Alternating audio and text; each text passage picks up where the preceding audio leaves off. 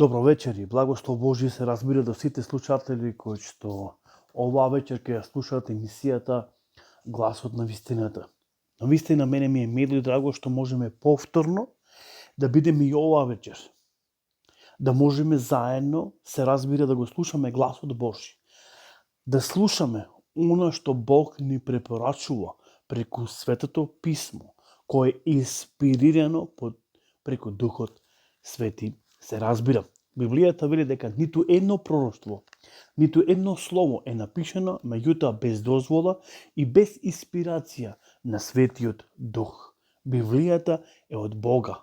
Всушност, иако повеќе постојат писатели, но факт е тоа дека Бог е автор, затоа што се работи за Светото Писмо, се работи всушност за Божиот збор. Зборуваме за една прекрасна, се разбира, тема. Имаме неколку предавања, всушност серија предавања за зборот трансформација. Иако кажавме дека овој збор можеби како збор трансформација не можеме да го најдеме во Светото Писмо, меѓутоа кога ќе го читаме Светото Писмо, всушност кога ќе ги читаме Евангелијата, Новиот Завет, ќе видиме дека на вистина овој збор трансформација го користи и дури Господ Исус Христос. Видовме дека Спасителот не напразно зборува. Библијата открива дека зборовите Божи се да и вистина. И дека Исус, всушност, овој збор многу често пати го користел. Се сеќавате дека имавме еден текст кој се наоѓаше во Евангелието на Јован, 3 глава, како еден религиозен човек, еден многу образован човек по име Никодим оди кај Исус во ноќно време и разговара со Исус. Но Исус му вели дека тој треба да се наново роди. Значи, Библијата зборува за наново раѓање. И подоцна апостолите кои биле инспирирани, апостолот Павле исто така ја користи оваа фраза трансформација и му објаснува на Тит кој бил толку многу млад, по прашање на верата, па дури и по прашање на неговите години. Апостол Павле кој бил инспириран и воден од Духот Свети, му објаснува што е тоа наново раѓање, дека всушност бањата на природување, на самото наново раѓање е Словото Господово, кој е инспирирано преку Духот Свети. Исус на своите ученици им вели: вие сте веќе чисти преку Словото кој вам ви го пренесувам или всушност ви го проповедам. Така да, кога зборуваме за наново раѓање, е многу клучна тема во Новиот Завет или во целото, се разбира, Свето Писмо. Како да ги препознаеме луѓето кои живеат нановороден живот и луѓето кои што се уште живеат во темнина? И двете групи го познаваат Бога. Можеби и двете групи се дел од црквата, но едни живеат во темнина, други живеат во светлина. Затоа е многу важно да знаеме дека наново раѓање не е религија, ниту образование. Ниту па да си го познаваш само Бог и да си ги почитуваш празниците и така натаму. Затоа е важно да се чита Светото Писмо. Исус зборува што е тоа наново раѓање. И ние сите кроз овие сите серија предавања зборуваме што е тоа наново роден човек. Како би изгледал еден наново роден човек? Како можеме да го препознаеме еден наново роден човек? Исус вели дека секое дрво се познава по својот плод. Така и ние ќе ги прознаеме луѓето по нивните чекори, по нивните животни чекори. Наново родените луѓе живеат во светлина. Тоа е и пораката на Евангелието. Децата Божи треба да живеат во светлина и треба да бидат деца на денот, а не деца на темнината.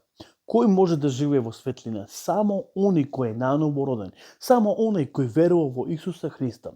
Преку верата во живиот Бог, преку Исуса Христа, ние се наново раѓаме со помош, се разбира, на Духот Свети. на Таткото, Синот и Духот Свети. И затоа спомнав дека многу е клучно, многу е важно да имаме заедништво со Таткото, Синот и Духот Свети и да ги вклучиме во нашиот секојдневен живот. Не во одредени моменти да направиме одредени исклучоци, туку активно, постојано треба да ги вклучиме во нашиот живот, ако сакаме да живееме наново роден живот.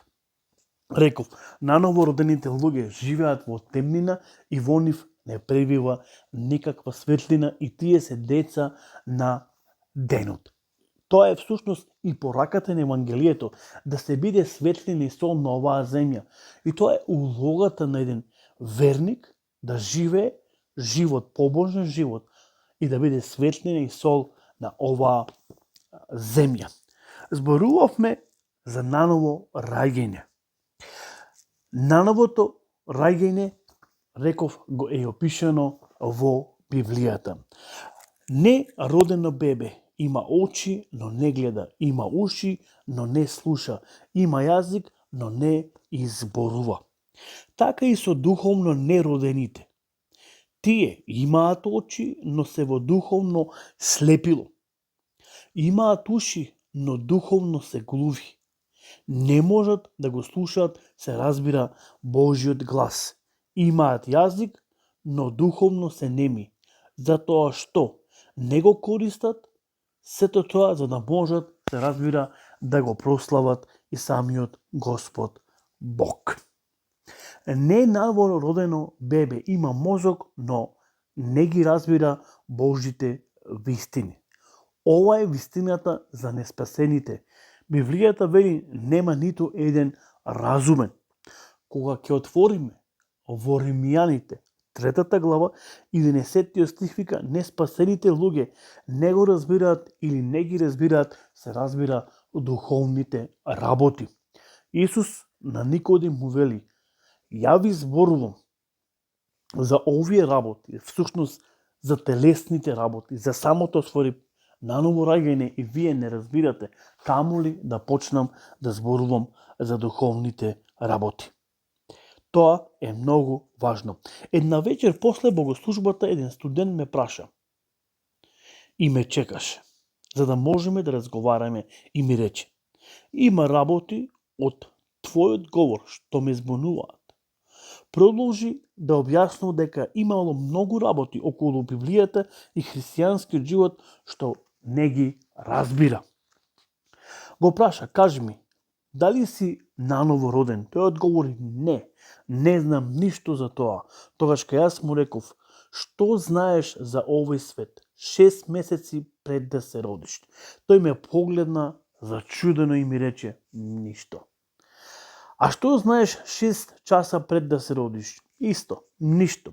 А зарем не гледаш? Продолжив јас, исто и со духовниот свет. Не можеш да знаеш за работите за Библијата, за христијанскиот живот или духовните работи, пред духовно да се наново родиш преку Светиот Дух.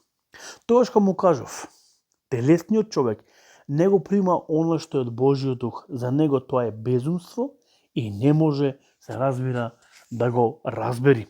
Ова ни е напишано во посланието на Коринтијаните. Како што бебето не знае ништо за овој свет пред да се роди, така и духовните неродени луѓе не можат да ги разберат духовните работи, се додека не станат Божи деца при самото наново, се разбира, раѓање. Ако сакаме многу работи да знаеме од Библијата, ние треба да се наново родиме. Библијата ни зборува за сето ова. Не наробено бебе има нози, но не може да оди, има раци, се разбира, но не може да ги користи. Неприродните нози или не наново родените луѓе имаат нози, но не можат да одат со Бог. Имаат раце, но не можат да работат за Бог. Затоа е многу важно да му дозволиме на Светиот Дух, да му дозволиме на Господ Исус, Тој, преку Духот Свети, да ни помогне да можеме да се разбира, да се наново родиме. Тоа е многу клучно и многу важно. Затоа, убаво е да го читаме Светото Писмо, да ги видиме Божите вистини.